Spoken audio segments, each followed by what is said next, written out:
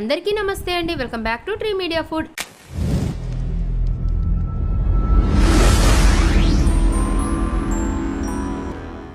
ఎలా ఉన్నారు అందరూ? హోటల్స్లో టిఫిన్ చేసేటప్పుడు చపాతీ, పూరి, పరోటాలో ఇచ్చే ఆలూ కుర్మా చాలా టేస్టీగా ఉంటుంది కదా. మీరు ఎన్నిసార్లు ఇంట్లో చేస్తున్నా ఆ టేస్ట్ రావట్లేదా?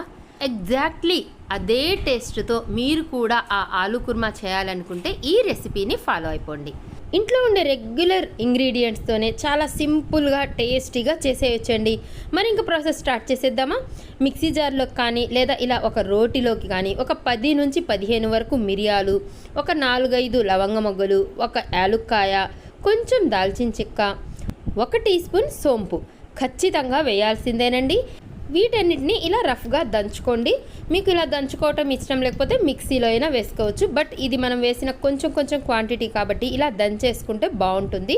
ఇలా దంచుకున్న ఈ పౌడర్ని ఒక గిన్నెలోకి తీసి పక్కన పెట్టుకోండి. తర్వాత ఒక మిక్సీ జార్లోకి మీడియం సైజు టమాటాలు 2, ఒక 4 పచ్చిమిరపకాయలు వేసేసి 2 అంగుళాల అల్లం ముక్కని ఇలా సన్నగా కట్ చేసి వేసేసుకోండి.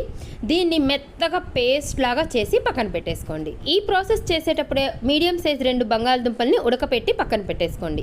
తర్వాత స్టవ్ ఆన్ చేసేసి మందంగా ఉన్న ఒక కడాయి కానీ గిన్నె కానీ పెట్టేసి 1 table spoon oil, 1 table spoon నెయ్యి వేసేసి ఆయిల్ హీట్ అయిన తర్వాత 1 టీ స్పూన్ జీలకర్ర, 2 బిర్యానీ ఆకులు వేసి మనం దంచి పెట్టుకున్న ఆ మిరియాల పౌడరు, 1 టీ స్పూన్ ధనియా powder, 1/2 teaspoon garam masala, 1/2 teaspoon chaat masala, అలాగే ఒక 1/2 టీ స్పూన్ పసుపు, ఒక 1/2 టీ స్పూన్ కారం కూడా వేసేసి ఒక 2 సెకండ్స్ అలా ఫ్రై చేసేసి 1 టేబుల్ స్పూన్ వరకు శనగపిండి యాడ్ చేయండి.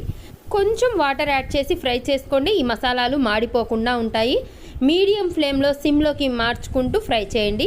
ఆ తర్వాత మిక్సీ పట్టుకున్న టమాటా ప్యూరీ కూడా వేసేసి 1 నిమిషం అలా ఫ్రై చేసేసి రుచికి సరిపడినంత ఉప్పు, 1 రెబ్బ కరివేపాకు కూడా యాడ్ చేసి కొంచెం వాటర్ యాడ్ చేయండి. ఈ మసాలా అనేది మాడిపోకుండా ఉండడానికి వాటర్ యాడ్ చేసి ఒక 2 మినిట్స్ పాటు ఈ మసాలాని బాగా ఫ్రై చేసుకోండి.